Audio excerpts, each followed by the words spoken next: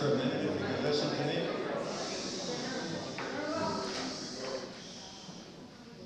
Excuse me? As I look around this room tonight, and the feeling I have, there's nothing but love here tonight. There's nothing but people that came together because they care about other people and problems they're having. There's no self-serving motive here.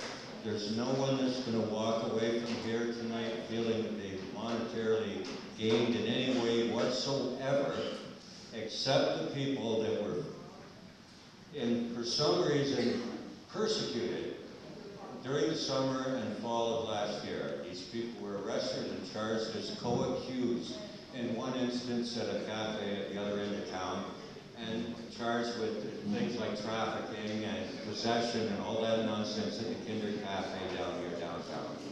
It's ridiculous. As a community, we have got to be the most peaceful, non-aggressive, passive, friendly, warm, open, and willing to listen group of people on the planet, yet we seem to be the most persecuted. Would it give you a minute to wonder why that might be? That might be because this new world order that none of us really knows what it is, but there's definitely some big shit going on behind us. And we right now seem to be the recipients of this war on drugs in a way that I can only remember from the Reagan era, when it first started. When Mulrooney and Reagan did that Irish song, which I can't remember, it made me want to puke. But back then, it was really bad. They'd tear the door panels off your car, rip the seats out of your car. It'd be a mess on the side of the road. Okay, you're okay to go.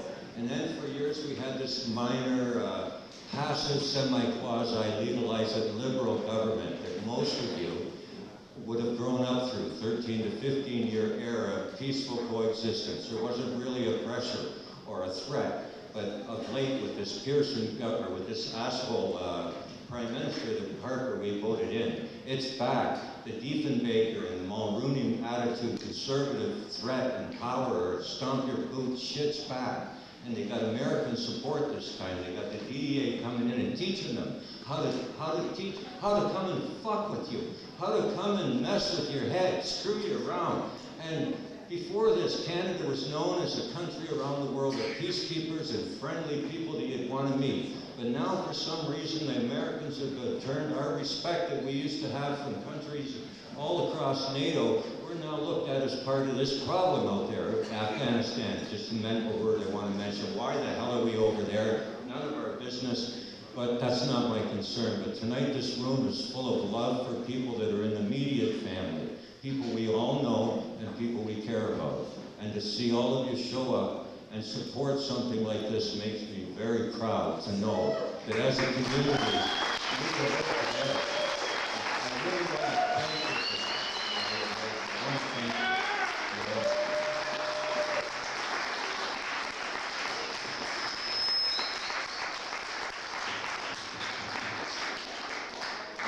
you. We've got some tickets. You all think you bought a bunch of tickets for all the stuff that's out there. We're selling some tickets right now for those cuttings sitting on the back of the fridge. 4 lucky people are going to win some cheese. Those are really nicely rooted, beautiful cheese cuttings back there. And the tickets are $2 each, 3 for $5. And somebody's wandering around selling them now. All this money will go towards this fund for these group of people to get them through these problems, and others that come across the same situation. We can have more of these fundraisers. All of us could have one. It isn't just our group that got this together. If you have an idea, we'll put a fundraiser together, we'll come to yours. And the money can always go and generate $1 million, maybe $2 million. It's there for a fund that might, if we get a really good challenge, a constitutional challenge, somebody that's right there.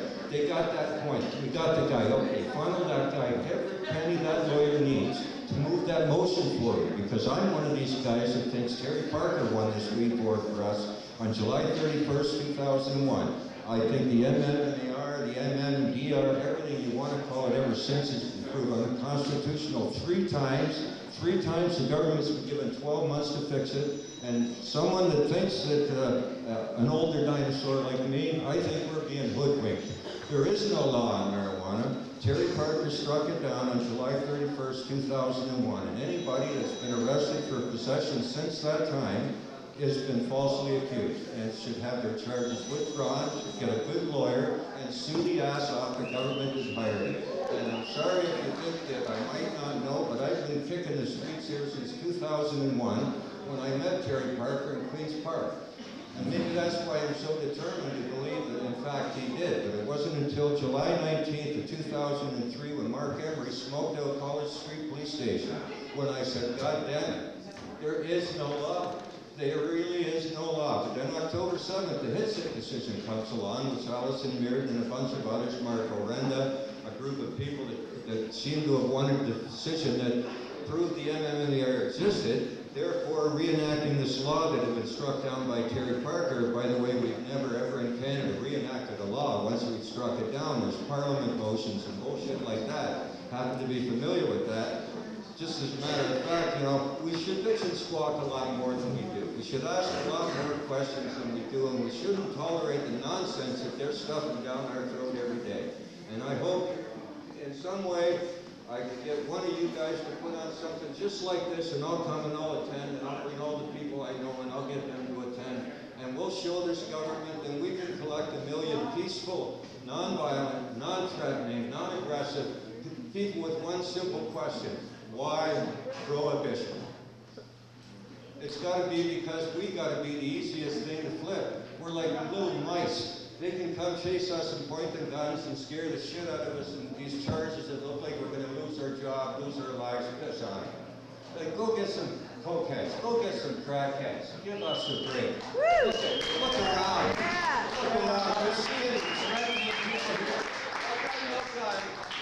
I got no gun yet. I'm an organized criminal. I am now considered an organized criminal because somebody called and said they thought I had a gun. That created the paperwork, organized criminal investigation, lo and behold, never have I owned a gun, yet I'm an organized criminal. So how do you do? I'm one of those guys that'll probably, for next time I get charged with something, be looking at 10 to 15, simply because of the bullshit I'm going through this time, and an incident 30 years ago.